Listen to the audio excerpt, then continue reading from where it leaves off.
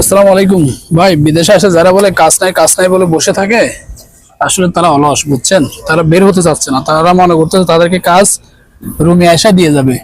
ভাই, রিজিক কখনো রুমে আসবে? আপনার বেরোতে হবে, কাজ খুঁজতে হবে, কোথায় কাজ আছে কি আছে।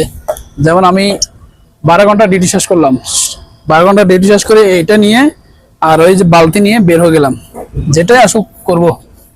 তো ইনশাল্লাহ আপনার তো দোয়া রিজিক আছে, তো একটা গাড়ি মিলে গেল। এই গাড়িটা আমি ক্লিন করলে আমার 30 রিয়াল দিবে, হয়তো তার চেয়ে বেশিও দিতে পারে, কিন্তু 30 টাকা মানে আমরা রেগুলার যেগুলা করি 30 টাকায় দেয়।